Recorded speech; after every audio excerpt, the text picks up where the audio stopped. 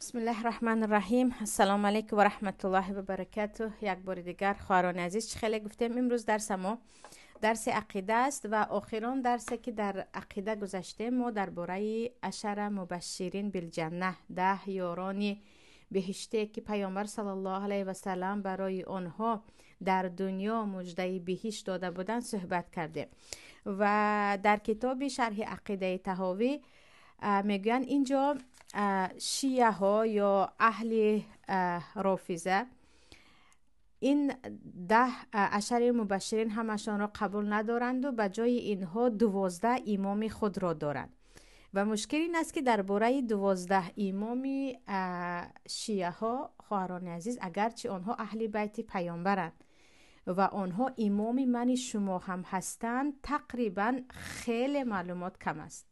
در کتاب های اهل سنت و جماعت درباره حسن و حسین و مثلا زین العابدین پیدا میکنید، بعدا رفته رفته کم می شود و این رو از جهتی بعضی علما میگن چون خیلی گپ های دروغ در آن زمان پهن شده بود درباره آنها معلومات کم است.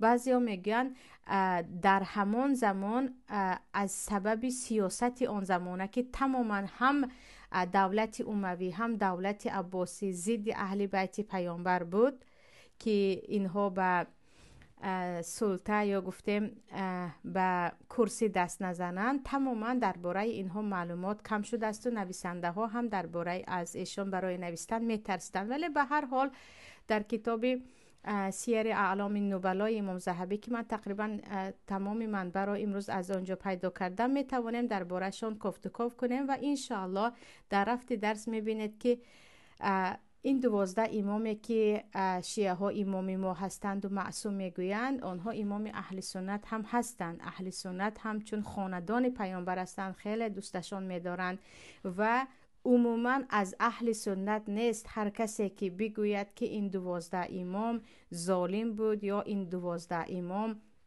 عموما حق امامی را ندارد، برای اینکه وقتی درباره زندگیشان میخوانید میبینید که اینها پارچه های از خانواده پیامبر صلی الله علیه و سلم هستند که چقدر به خاطر کرسی، به خاطر منصب در حقشان ظلم شده بود و باید اهل سنت و جماعت، آنه که خود را طرفدار اهل سنت و جماعت میگوید، اینها را بشناسد، باید اینها را بشناسد. ولیکن خیلی گفتم مشکلی ما خیلی کم دربارهشان در کتاب ها پیدا میکنیم. امروز خواهران عزیز درباره حضرت حسن و حسین مختصر گفته میگذاریم، اگرچه شاید بعضی شما دربارهشان معلومات داشته باشید، ولی به هر حال در خود کتابی عقیده امام طحاوی خیلی گفتم فقط نام 12 نفر هست و درباره سیرهشان یا زندگی نامشان چیزی نیست. من از کتاب های بیرون، علل خصوص از کتاب امام ذهبی که اکثریت نوشته هایشان با دلیلی صحیح آمده است، برای شما جمع کردم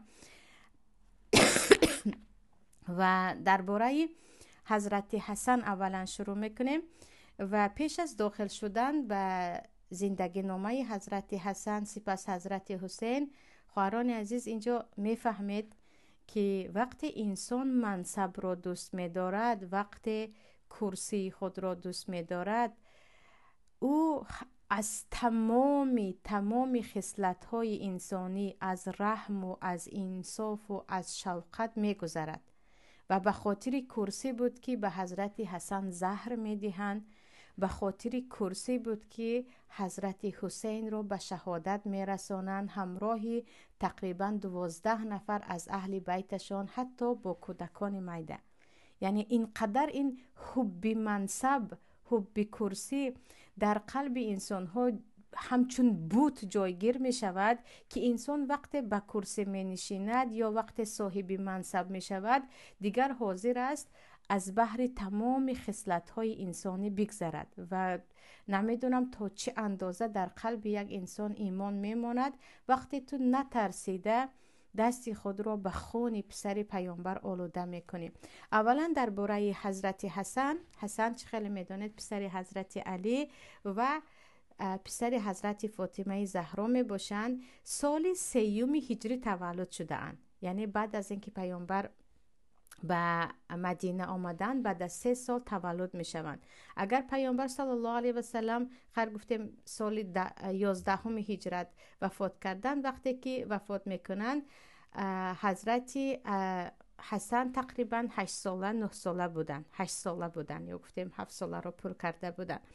و درباره حضرت حسن که حضرت حسن در روی زمین مانندترین انسان به پیامبر بودن هیچ شبهه نیست، چون که حدیث در بخاری هم هست، در دیگر کتاب های سنن هم هست که از قفس سینه بالای حضرت حسن خیلی مانند بود به پیامبر صلی الله علیه و سلم. و حضرت ابوبکر وقتی حسن رو میدیدن که در کوچه ها بازی کرده گشتن که خیلی خردسال بودن، دویده به آغوش میگرفتن، بوسه میکردن و میگفتن وای که این به پیامبر مانند دارد، این به علی مانندی ندارد. یعنی خیلی خیلی به پیامبر مانند بودن. وقتی حضرت حسن تولد میشوند، حضرت علی میگن من نامش رو حرب میمونم. حرب یعنی جنگ. پیامبر میگن پسری من حرب نیست، این حسن هست، نامش رو حسن بیمون. و خودی پیامبر نام میمونند و خودی پیامبر برای حضرت حسن عقیقه میکنن. در 7 روزگی خودشان برای حضرت حسن گوسفند میکشند و به حضرت فاطمه میگن که موی سرش رو بگیر و به وزن آن نقره بده، به یگان قنبغل نقره بده. و از دوستداری، یعنی حدیث یک تا نیست خواهران از خیلی شمارش زیاد است که پیامبر صلی الله علیه و سلم حسن و حسین رو به دست گرفته نماز خواندن. پیامبر صلی الله علیه و سلم من اسب شما هستم گویان به پشت خود سوار کردن. پیامبر صلی الله علیه و سلم حتی وقتی در خطبه نماز جمعه بودن، وقتی حسن و حسین دویده افتیده به کرته خود پیش بخوران می آیند، از منبر می فرایند و به دستشان می گیرند و می گویند راست است که الله می گوید انما اموالکم و اولادکم فتنه، فرزندان شما و مال ملک شما فتنه است. یعنی پیامبر خیلی دوست می داشتن حضرت حسن رو، حتی می گفتن این پسری من است، این ابن پسری من است. و حضرت حسن خواهران عزیز این از معجزه پیامبر بود که بار پیامبر صلی الله علیه و سلم در مسجد می نشینند و حضرت حسن خردکک در نزدشان بود. گاهی به حضرت حسن نگاه میکنند، گاهی به مردم، باره به حضرت حسن نگاه میکنند، باره به مردم و میگویند همین پسر من یعنی حسن را سبب میشود که دو گروه بزرگ مسلمان ها با هم صلح کنند. یعنی همین پسر من حسن سبب می شود که دو گروه بزرگ مسلمان ها که با هم در جنگ هستند صلح کنند.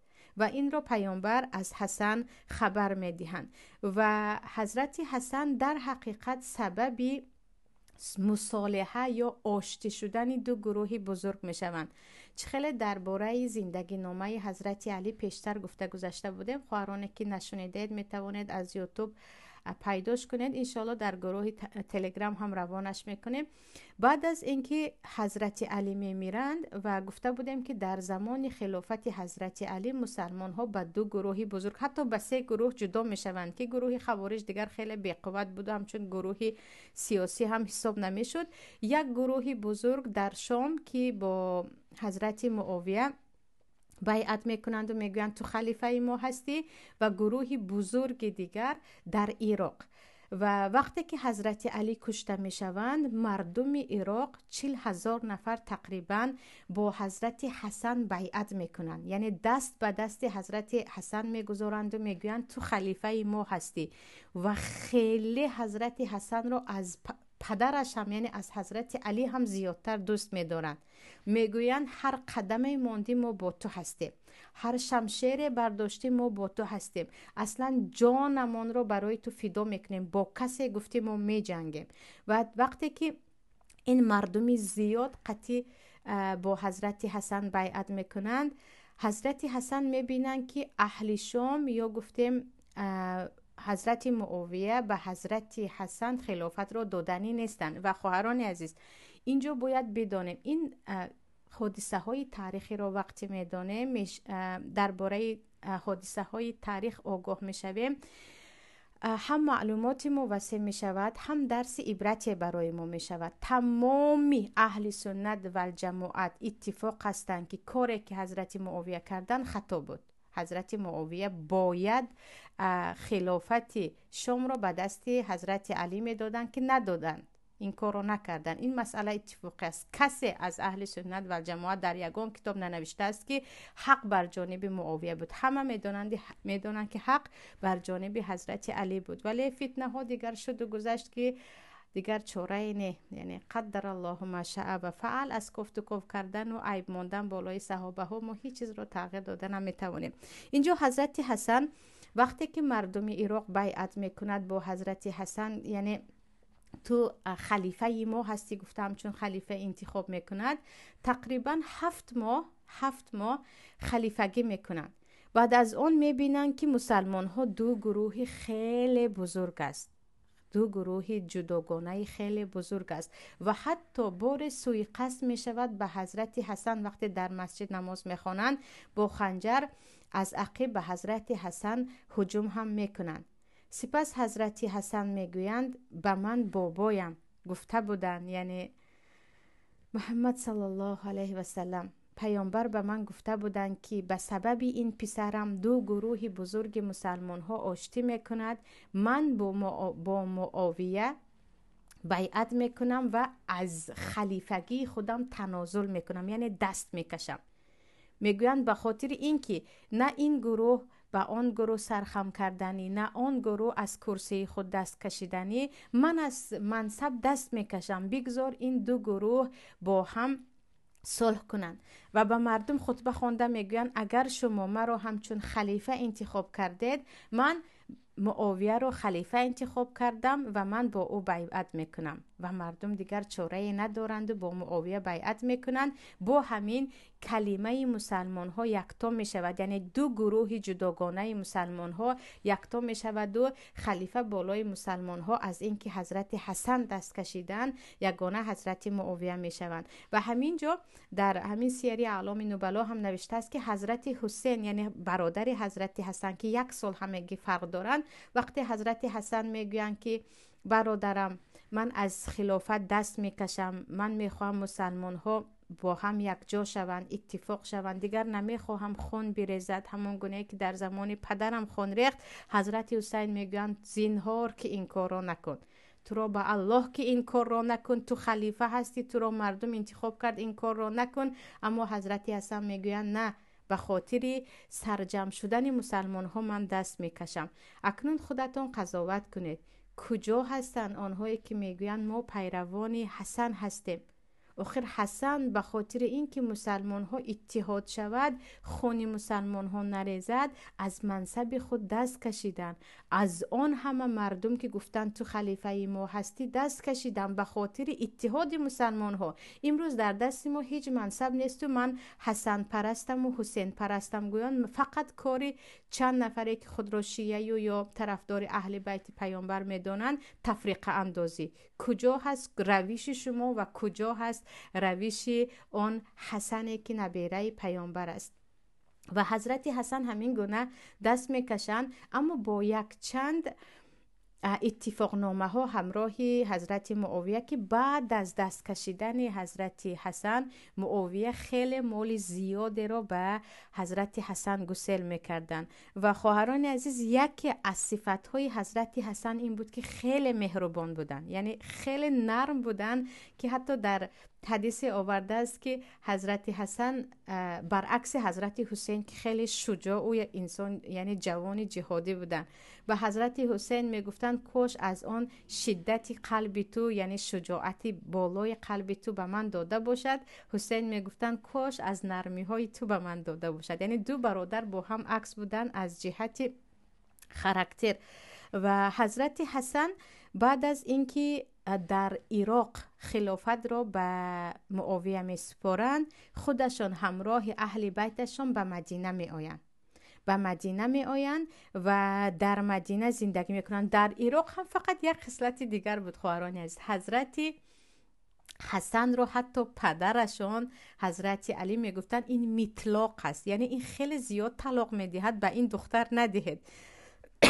مردم میگفتن کاردار نشو، کی رو خواهد طلاق دهد، کی رو خواهد گیرد ما به این دختر دادن میگیریم. یعنی مردم میخواستن که قرابت خویش و تباره داشته باشند با نبیره پیامبر و در بعض روایت ها اومده است که تا 6 زن طلاق دادگی هستند، اما هر زنی که طلاق میدادن با یک پول زیاد او رو طلاق میدادن که با خیلی پول های زیاد زنها طلاق میگرفت. یعنی یگان زن را به پول به کوچه روان نمیکردن، تا 10 تا خدمتگار و تا 100,000 200,000 با تنگه های طلا گسل میکردن. چه خیلی میدانید اهل بیت پیامبر بعد از مرگ پیامبر از بیت المال مسلمان ها باید سهم خود را بگیرد، یعنی مبلغی که خاص آنها هست بگیرد، که خصوصا حضرت عمر خیلی پول کلان را برای حسن و حسین جدا کرده بودند، هم از اینکه فرزندان علی هستند، هم از اینکه نبیره پیامبر هستند. و همین گونه حضرت حسن خیلی با بایگری زیاد همسر طلاق دهند طلاق میدادن و خودشان 25 اگرچه یعنی یک انسانی در آن زمان خیلی ثروتمند بودن 25 بار پیاده حج کردگی هستند. عبدالله ابن عباس میگویند به چیزی که من خیلی حسرت میخورم که آن رو نکردم این که مثل حسن پیاده حج نکردم. حسن 25 بار پیاده به یگان شتر اسب سوار نشده تا که ثواب زیاد گیرند برای هر یک قدم حج کرده هستند. و حضرت حسن اگرچه خواهران عزیز اگرچه انسان خیلی مهربان بودند و از منصب دست کشیدن که مسلمان ها اتحاد شوند، یک جایه شوند، ولی باز هم از دشمن خالی نموندند و به حضرت حسن یک چند بار زهر می نوشانند، یعنی زهر می دهند و با همون زهری که چندین بار خورده بودند در آخر فقط خون می پرتویند و در سن 46 سالگی سال 49 هجری از دنیا می روند. وقتی که خون می پرتوفتند حضرت حسین به نزدشان می آید و حضرت حسن به حسین می گویند که برادر این خونه که امروز من می پرتویم، این دردی که امروز می کشم از همون زهری که به من داده بودن. حسین می گویند به من بگو به تو که زهر داد تا قصاصت را بگیرم. حضرت حسن می گویند من نمی خواهم کسی را به خاطر من قصاص بگیری، از کسی قصاص بگیری، نمیخواهم خون ریخته شود تا که بین مسلمان ها فتنه نشود. فقط که اجازت پرس، اگر مادرمون عایشه اجازت دادن مرا در نزد بابایم گوران، اگر اجازه نداد و اگر دیدی که گوراندن من در نزد بابایم سبب فتنه و کشمکشی ها می شود، مرا در نزد مادرم در قبرستانی بقیع گوران. خیلی میدانید قبر حضرت علی در کوفه هست، یعنی در عراق است.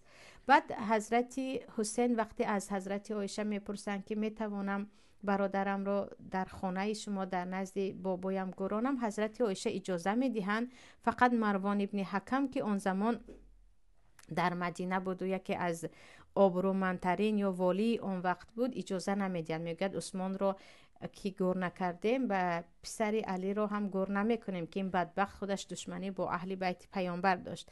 بعد در نزد مادرشان حضرت فاطمه گورانده می شوند. یعنی حضرت حسن در زندگی که داشتن در همون 46 سال بزرگترین کاری که کردن بین مسلمان ها اتحاد کردن. دیگری وی فقط به عبادت مشغول بودن و می گفتند ما خاندان محمد صلی الله علیه و سلم هستیم، ما دنیا را ترک کرده و آخرت را قبول کرده هستیم و من فقط به خاطر مسلمان ها که خون آنها ریخته نشود از خلافت دست کشیدم. حتی بار یک پیرمرد در کوفه در عراق میگوید تو مسلمان ها رو خور کردی، مسلمان ها به تو اعتماد کردند، تو با تو بیعت کردن، تو باشی از خلافگی دست کشیدی، خلیفه بودن دست کشیدی. حضرت حسن میگن من این کار را برای خور شدن مسلمان ها نه، برای حفظ کردن خون آنها کردم. تا اینکه خون مسلمان ریخته نشود من از منصب دست کشیدم. و پیامبر صلی الله علیه و سلم گفتن، حدیث در صحیح هست که حسن و حسین سید شباب الجنه، از بزرگان جوانان جنت هستند. در جنت هم انسان ها به عملهای خود نگاه کرده آبرو دارند، بالاگی و پایانی دارند. بالاترین جوان ها از روی مرتبه و منقبت در جنت حسن و حسین هستند.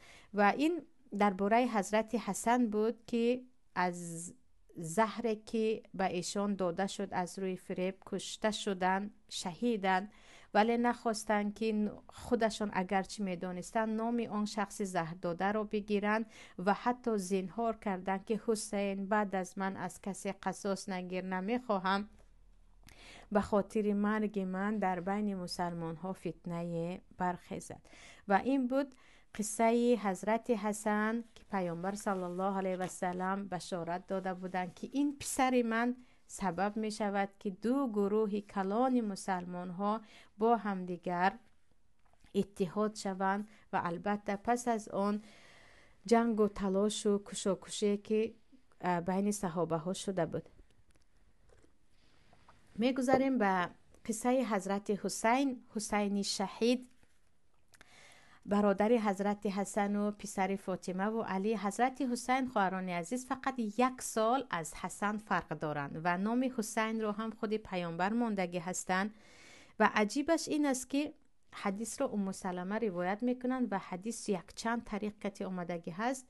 بار پیامبر گریه میکنند و وقتی ام سلمه میپرسند که پیامبر الله چرا گریه میکنید، میگویند به من جبرائیل خبر داد که حسین کشته میشود، که حسین کشته می شود، آن هم در زمینی که خاکش سرخ است. حتی در بعض روایت ها کربلا، کربون و بلا، غم و بلا. کرب در زبان عربی معنایش غم است، بلا دیگر بلا هست. یعنی پیامبر از کشته شدن حضرت حسین هم خبر داده بودند. و حتی حضرت علی باره میگویند پسرم صبر کن روزی که به سرت شهادت میرسد. من از پیامبر شنیدم که تو را در نزد فرات، یعنی دریایی که در عراق است، به شهادت میرسانند. آن روز صابر باش، آن روز تو صبر کن. حضرت حسین خواهران عزیز زندگیشون پر از غم است. من شخصا همین روز چندین بار گریه کردم در خواندن همین قصه، اگرچه چندین بار پیشتر خوانده بودم، ولی وقتی که درباره قصه حضرت حسین میخوانیم، درباره کشته شدن حضرت حسین بیرحمانه و سرشان را از تن جدا کرده بازی کردن منصبداران یزید ظالم و والی های یزید، میبینید که چه خیلی گفتم منصب رحم ندارد. یعنی الا من رحم الله، خیلی کم هستند آنهایی که منصبدار هستند و رحم دارند. اکثریت منصبدارا حتی هنوز کفن پیامبر خوش نشده بیرحمی را شروع کرده بودند. ببینید که حسین نبیره پیامبر است. حسین را پیامبر به آغوش گرفتن، حسین را پیامبر پسرم گفتن، حسین را پیامبر اهل بیت من گفتن، حسین را پیامبر بعد از من به اهل بیت من رحم کنید، به آنها یعنی با خوبی معامله کنید گویان وصیت کردن. باز فقط به خاطر منصب حسین را به شهادت میرسانند. قصه شهادتشان چگونه است؟ وقتی که حضرت معاویه که این بزرگترین خطای دیگر بود که با این نباید یگان اهل سنت، این بی انصافی از خواهر و برادران اهل علمی که گمان میکند که وقتی میگوییم به یزید دادن خلافت این از روی اجتهاد بود، نه، این بی انصافی است، این از روی خطا بود، این از روی اشتباه بود. انا همین سبب شد که حضرت حسین کشته شدند. نگوییم هم باید بگوییم، یعنی این حقیقت تاریخ است که نباید پنهان شود. یک بی انصافی هست در بین اهل سنت و جماعت. خواهران از من اهل سنت و جماعتم، الله به این شاهد است. اما در حقیقت در بعضی کتاب های ما بی انصافی است. وقتی که ما درباره خلافت یزید صحبت میکنیم فقط گبرا میپیچونیم و میگریزیم که نه اینجا عیب یزید نبود. نه، حاضر میبینید یا به مثلا کتاب های اهل سنت و جماعت نگاه کنید هم میبینید که در حقیقت خطای یزید بود، ظلم یزید بود، بیرحمی یزید بود که پسر پیامبر، فرزند پیامبر با خانواده خودش غرق خون شود و تک و تنها در زمین کربلا بمیرد. اما این معنیش این نیست که هر سال گریه کنیم، هر سال در ماه محرم خود را بزنیم و زنجیر کشی کنیم. عجیبش این است که حاضر میبینید همون اهل عراقی که هر سال در کربلا عزا میدارن، انا همین ها سبب شده بودن که حسین تنها بماند و یعنی به دست عبیدالله ابن زیاد کشته شود. وقتی که خواهران عزیز حضرت حسن میمیرند و در بعض روایت ها آمده است که یکی از اتفاق نامه هایی که حضرت حسن کرده بودند با حضرت معاویه این که بعد از تو خلیفگی به فرزندانت نمیرسد، ولی حضرت معاویه هنوز از دنیا نرفته، خلافت رو یعنی بعد از من پسرم یزید خلیفه می شود گویان عهد میکنن. یعنی چگونه که مثلا حضرت ابوبکر بعد از من عمر خلیفه شود گویان بعد از خود ولی العهد اعلام میکنن که میدونید که عمر و ابوبکر هیچ به یکدیگر خشت تباری ندارن، اما این رو معاویه پسر خود را یزید رو میگویند بعد از من خلیفه می شود.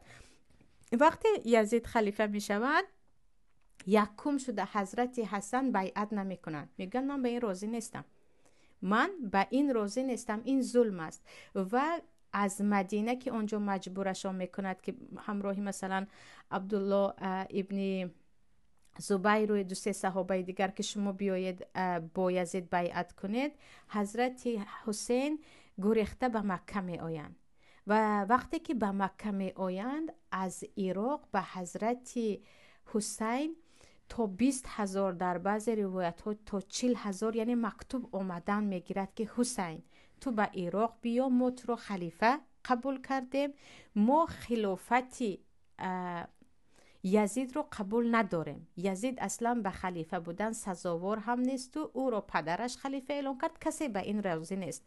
و همین گونه به حضرت حسین خیلی خیلی زیاد نامه آمدن میگیرد و حضرت حسین آیا این راست است یا راست نیست برای فهمیدن پسر عمکشان مسلم ابن عقیل رو میفرستند. مسلم ابن عقیل وقتی میروند در حقیقت مردم عراق مسلم ابن عقیل رو پیشواز میگیرند و اکثریت آمده بیعت کردن میگیرند که ما انتظار حسین هستیم. حضرت حسین هم وقت نامه های زیاد به دستشان آمدن میگیرد، از مسلم هم خبر می آید که آره اهل عراق انتظار هستند، میگن این ظلم باید پایان یابد، چرا مردم خلیفه یعنی خلیفه حقیقی من باید باشم اینجا، نه یزید که پدرش به او داده رفت. بعد براه میبرایند، اما وقتی که براه میبرایند چه عبدالله ابن عباس چه عبدالله ابن عمر این صحابه های بزرگ میگویند حسین این کار را نکن، آخر در همون عراق پدرت کشته شد علی، همون اهل عراق پدرت را کشتن، همون اهل عراق بودن که برادرت حسن را در وقت نماز از عقب بزدن، نرو به تو هم این کار را میکنند، نرو به تو هم این کار می شود، نرو. لیکن حضرت حسین میگن اگر من امروز از مکه نروم فردا یزید به مکه لشکر میکشد و در مکه خونریزی می شود، از این که من بروم آنجا شهید شوم بهتر است که مکه غرق خون شود.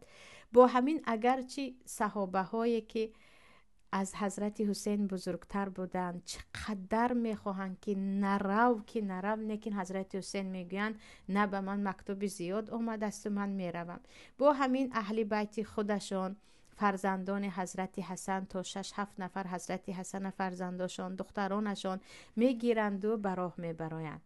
وقتی که براه میبرایند یزید یک باره در آن وقت نعمان ابن بشیر اگر سردار کوفه باشد تغییر میدهد به عبیدالله ابن زیاد که نباید کسی و به عبیدالله ابن زیاد امر میکند که تمام طلاواری خزینه های کوفه را یا عراق را کشاید به مردم دهد، یعنی مردم را با پول خرید تا که نزد حسن نروند. و اون مردم همون مردمی که خیلی که میگم امروز اکثریتش خودش رو میزند و زنجیر کوب میکند که فارس زبان بودن در آن وقت که در مسئله حقیقت گفتن نباید تو فارس تو عرب بگوی، هرچی حقیقت است آن رو بگوی. انا اینها وقتی که پول زیاد از دست عبیدالله به دستشان می افتد و این چونین تهدید می شوند که کسی به نزد حسین برخیست کشته می شود، بهترش این طلا ها رو بگیرید و خب کنید، کسی به پیشواز حسین نمی براید. آن همه 40,000 و 100,000 و 70,000 آدم هایی که بیا ما با تو بیعت میکنیم تو خلیفه مایی میگفتن، همه ترسان و گریزان در خانه های خود رست میشوند. مسلم ابن عقیل هم کشته میشوند و حضرت حسین وقتی که به دقیقاً کربلا میرسند، عبیدالله ابن زیاد لشکر خود را میفرستد و همراه 19 تن از اهل بیتشان. حضرت حسین میگویند وقتی که در راه میفهمند که الکی اهل کوفه خیانت کردند، آنها منتظر حضرت حسین نیستند، به خویش و تبار اطرافیان میگویند، آنها میگویند لشکران یزید فقط مرا میخواهد، شما هر طرف پراکنده شوید، جان خود را به سلامت ببرید، آنها فقط مرا میخواهند، من هم با آنها تا اینکه جان در بدنم هست میجنگم. خویش و تبارشان میگویند ما به دست زندگی را چی میکنیم؟ وقتی که حسین ما مرد برای ما حیات چی لازم است که ما تو را ترک کنیم؟ ما تو را ترک نمی کنیم. و به جز 2-3 نفر کوچک که انشالله درس دیگر درباره‌شان میخوانیم، مثل زین العابدین که بیمار بودند و همراهشان در جنگ نبودند، حتی کودکان را هم میکشند و سری کله حضرت حسین رو میبرند و نزد عبیدالله ابن زیاد میآورند که حتی با کله حضرت حسین مسخره بازی میکند که همین تو میخواستی خلیفه شوی گویان. ولی در کتاب های تاریخ آمده است که هر کسی که دست به خون حضرت حسین زده بود دیر نشده بیمار میشود، اون هم بیماری دیوانگی، یعنی به کسلی روحی گرفتار می شود. حتی خود یزید هم هیچ آبرویش نمیموند، یک مدتی کمی خلیفگی می کند و دیگر می میرد. یعنی خود یزید هم بیمار می شود و خونی ریخته شده پسر پیامبر قصاصش را خود الله میگیرد. یگان نفری که دست به خون پسر پیامبر آلوده کرد سالم از دنیا نمی رود، همش بیمار می شود. اون هم بیماری های وزمین و دهشتناک، مردم نفرت میکنند و میگویند این نتیجه آلوده شدن دست تو به خون پسر پیامبر بود که الله جزایت را داد. و همین گونه چه خیلی که پیامبر خبر دادند که این پسر من شهید است و او کشته می شود در زمینی که خاکش سرخ است، در زمین کربلا حضرت حسین را می کشند که 57 ساله بودند. یعنی به قتل می رسانند. برای چی؟ به خاطر کرسی، به خاطر منصب که حسین می خواهد اینجا بیاید و خلیفه شود، ما به او خلافت را نمی دهیم، خلیفه یزید است و نباید به حسین مردم بیعت کنند. یعنی همین گونه به خاطر منصب، چه خیلی گفتم وقتی منصب در میان است انصاف از بین می رود. خیلی کم است منصب داران به انصاف. و وقتی که امروز خواهران عزیز می بینید که عالم زندانی هست، می بینید که مجاهد زیر شلاق است، علل خصوص بعد از این حادثه های سوریه شاید دیده باشید در آن زندان سید نایه چقدر علما، چقدر دانشمندا، چه مهندس باشند چه طبیب باشند، کشته شدن بیرحمانه یا گرسنه یا عقل خود را از دست دادن. این گونه به انصافی از اول بود.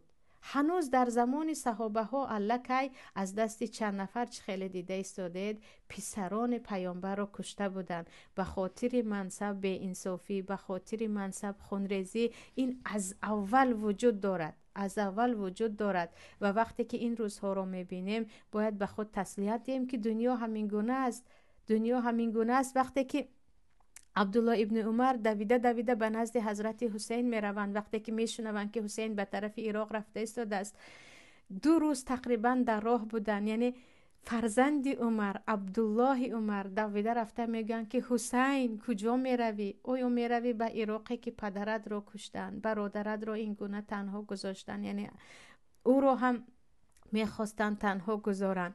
بابای تو، پدر بزرگ تو محمد بین دنیای آخرت را انتخاب کرد، تو چرا میروی؟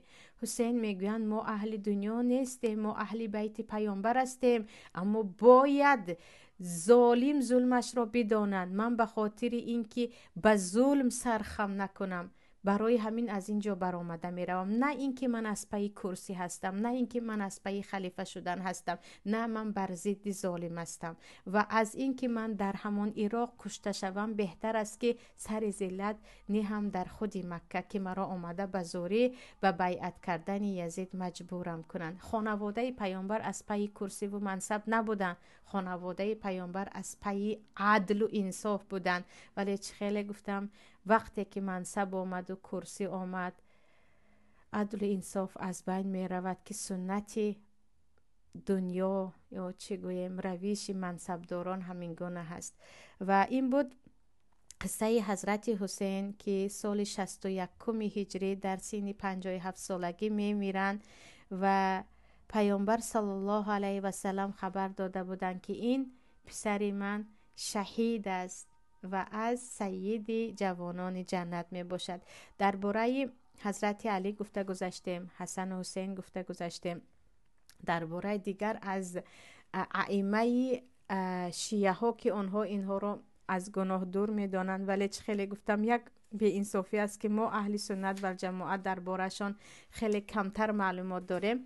الان نصیب کرده باشد درباره علی ابن حسین که زین العابدین هستند و محمد ابن علی باقر، و انشاءالله وقت ما رسید درباره جعفر صادق انشاءالله حرکت میکنم در سای دیگر هم همون 12 نفر رو کوتاه سرنوشتشان را بگیریم و گذاریم.